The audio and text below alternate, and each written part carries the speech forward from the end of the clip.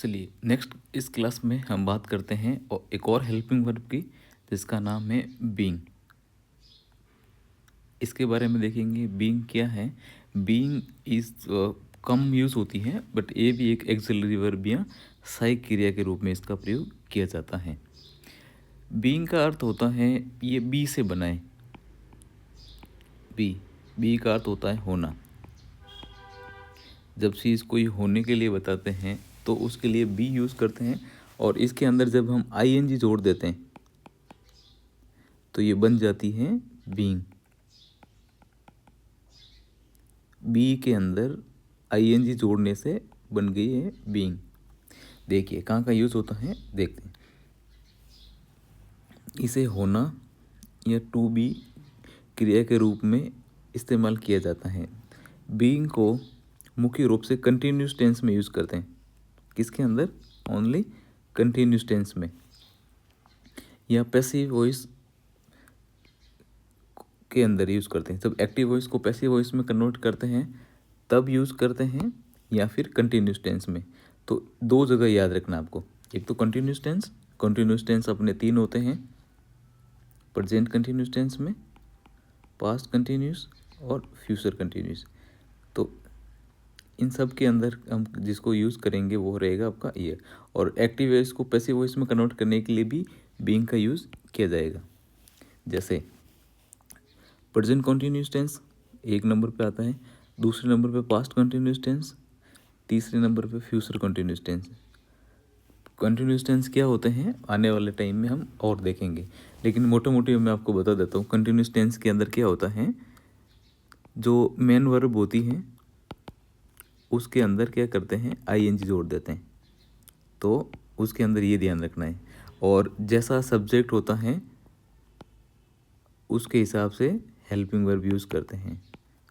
ठीक है, जैसे अगर हेल्पिंग वर्ब अगर हम प्रेजेंट कंटिन्यूस की बोलेंगे तो इसके अंदर हेल्पिंग वर्ब आएगा इज, आर और एम। ये तीन हेल्पिंग वर्ब होती है। एक क्या होता है, पिछले क्लास में एक एक को डिटेल्स में बता दिया गया था। ठीक है, अब इनका एग्जाम्पल देख लेते हैं। सी इज़ बीइंग काइंड, वह दयालु हो रही हैं। अब यहाँ पर ये जो वर्ड है होना, इसके लिए हम यूज़ करेंगे बी, और सेंटेंस क्योंकि लगातार हो रहा है या कंटिन्यूस टेंस शो कर रहे हैं, इसलिए हम करते हैं सी इज़ बीइंग काइंड, वह दयालु हो रही है। नेक्स्ट पास्ट कंटिन्यूस के अंदर हम हेल्पिंग वर्ब इज वगैरह यूज़ नहीं करके वॉज यूज़ करते हैं। वॉज क्या होता है वो भी डिटेल में बता दिया गया है। ही वॉज बीइंग रूड, वह बदतमीज़ हो रहा था। तो यहाँ पर बीइंग आईएनजी आ गया, ये हेल्पिंग वर्ब है, और बदतमीज़ को बोलते हैं रूड। फ्यूचर कंटिन्यूस के अंदर they will be being careful, वे सावधान हो रहे होंगे। सॉरी, अब यहाँ पर किसी के मन में ये सवाल आ रहा है कि यहाँ तो जैसे बीइंग यूज़ कर लिया है, बीइंग सब में यूज़ हुआ है, लेकिन ये बी क्यों आया बीच में, ये वाला है। तो ये बी क्या हो रहा है, ये बी है हेल्पिंग वर्ब जिसका अर्थ होता है होना। ये विल और शैल के साथ में यूज़ करते हैं। ठीक है, ये हेल्पिंग वर्ब है, नॉट मेन वर्ब। यहाँ पर जो भी हेल्पिंग वर्ब है इसके अंदर फ्यूचर में जनरली विल बी और शैल बी ये यूज़ करते हैं। जब फ्यूचर कंटिन्यूस की बात हो रही हो तो हेल्पिंग वर्ब यूज़ होती हैं विल बी और शाल बी। तो यहाँ पर जो ये बी है, ये this B is only for the helping verb, और ये है आपका मेन वर्ब में आईएनजी। तो कंफ्यूज नहीं होना है। जब किसी वाक्य में सब्जेक्ट पर ध्यान केंद्रित होता है, बीइंग का उपयोग पैसिव वॉइस में भी होता है। पैसिव वॉइस अगर प्रेजेंट पैसिव वॉइस है, पास्ट पैसिव है, या फ्यूचर पैसिव है, इसको कन्वर्ट करना हो, काम किया जा रहा है, पत्र लिखा जा रहा था, घर अगले हफ्ते रंगा जा रहा होगा। तो पहला देखते हैं, काम किया जा रहा है, the work is being done. पत्र लिखा जा रहा था, the letter was being written. तो यहाँ पर जब भी बी एक्टिव वॉइस से पैसिव वॉइस में जब भी कन्वर्ट करते हैं तो एक चीज़ ध्यान रख लेना कि इसमें वो जो वर्ब है वो चेंज हो जाएगी। यहाँ पर तो जैसे बीइंग के बाद में डन आया है तो ये डू के थर्ड फॉर्म में, डू डिड डन, और यहाँ पर ये राइट की थर्ड फॉर्म में, तो V3 नॉर्मली हम यूज़ करते हैं। वर्ब की थर्ड फॉर्म यूज़ होती हैं बीइंग के बाद में in case of the passive voice को कन्वर्ट करने के लिए। ठीक है, next example, the house will be being painted next week, घर अगले हफ्ते रंगा जा रहा होगा।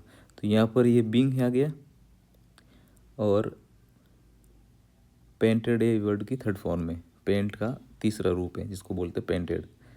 तो विल बी यहाँ पर ये है आपकी हेल्पिंग वर्ब है और ये मेन वर्ब के रूप में यूज़ कर रही है ये इसको भी, या फिर ये कंटिन्यूस, तीनों को हम हेल्पिंग वर्ब यहाँ पर देख रहे हैं। 3 ऑल यहाँ पर ये सब जो है वो हेल्पिंग वर्ब पे यूज़ की जा रही है। ठीक है, तो I repeat what is being. Being be का ही एक पार्ट होता है जिसका अर्थ होता है होना। जब इसमें आईएनजी लगा रहे हैं तो ये कंटिन्यूस की चीज़ें दिखाता है हमें, लगातार जो चीज़ें हैं। ये कंटिन्यूस प्रेजेंट हो सकता है, ये कंटिन्यूस पास्ट हो सकता है, कंटिन्यूस फ्यूचर हो सकता है। ठीक है, आपको दो चीज़ ध्यान रखना है। एक चीज़ तो ये रहेगी जब ये कंटिन्यूस में यूज़ करते हैं, दूसरी चीज़ ये रखनी है ध्यान कि ये पैसिव वॉइस में करते हैं। जब पैसिव वॉइस में चेंज करेंगे तो बीइंग के बाद वाला जो वर्ड है वो हमेशा ध्यान रखा जाएगा कि वो थर्ड फॉर्म हो। जैसे यहाँ पर बीइंग के बाद में डन है, बीइंग के बाद में रिटर्न है, बीइंग के बाद में पेंटेड है। ओके, नेक्स्ट देखते हैं हम बीन के बारे में। बीन भी एक ऑक्सिलरी वर्ब ही है। ठीक है, जो मुख्य परफेक्ट टेंस में यूज़ करते हैं और पैसिव वॉइस में प्रयोग जाती है। ये टू बी के तीसरे रूप में, पास्ट पार्टिसिपल के रूप में इस्तेमाल होती है। ठीक है, तो यहाँ पर एक्सिलरी वर्ब है, परफेक्ट जो टेंसेज होते हैं उसमें यूज़ करेंगे। परफेक्ट आपका प्रेजेंट हो सकता है, परफेक्ट आपका पास्ट हो सकता है, परफेक्ट फ्यूचर हो सकता है। देखते हैं इनके एग्जाम्पल। पहले बात करते हैं प्रेजेंट परफेक्ट टेंस की। जब किसी कार्य का प्रभाव वर्तमान में महसूस हो रहा हो, मतलब जो काम है वो वर्तमान में हो रहा है। ठीक है, और वह काम हाल ही में पूरा हुआ और जस्ट फिनिश हुआ है, और वो काम हाल ही अभी जस्ट थोड़ी देर पहले या थोड़ा टाइम पहले। She has been to the market, वह बाजार जा चुकी हैं।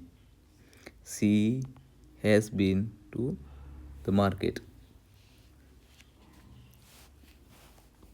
नेक्स्ट, पास्ट परफेक्ट टेंस के अंदर जब किसी कार्य का प्रभाव पहले से समाप्त हो चुका हो तो बीन का प्रयोग करते हैं। मैं वहाँ पहले से जा चुका था। I had been there before. Future perfect की बात करें, जब कोई कार्य भविष्य में पूरा होने वाला हो तो बीन का प्रयोग करते हैं। उदाहरण, by tomorrow he will have been working for 5 hours. तो यहाँ पर इसको आर्ट्स बोलते हैं, हॉर्स नहीं बोलना है। Okay, it's arts. कल तक वह 5 घंटे से काम कर चुका होगा। पैसिव वॉइस की बात करें, बीन का प्रयोग पैसिव वॉइस में भी यूज़ करते हैं। जैसे पत्र भेजा जा चुका है, the letter has been sent, the task has been completed before noon, कार्य दोपहर से पहले पूरा हो चुका था। बीइंग और बीन में डिफरेंस इतना ही है कि जो बीन जहाँ पर भी यूज़ किया जाएगा वो दिखाएगा कि ये बात हो रही है परफेक्ट की। अब परफेक्ट में डिपेंड करेगा कि वो कौन से टेंस में यूज़ किया जा रहा है। उसके आगे की जो हेल्पिंग वर्ब है बीन के पहले की जो हेल्पिंग वर्ब है वो दिखाएगी। अगर इसमें हैज़ हैव लिखा हुआ होता है या हैड होता है या विल हैव होता है तो ये तीनों इंडिकेट करते हैं कि अलग अलग टेंस में यूज़ किए जाएंगे। अगर बीन से पहले हैज़ हैव आता है तो ये इंडिकेट करता है कि ये प्रेजेंट टेंस की बात हो रही है, प्रेजेंट परफेक्ट की। अगर हैड आता है तो पास्ट परफेक्ट की, विल हैव आता है, शैल हैव आता है तो फ्यूचर की। बस इतना याद रखना है।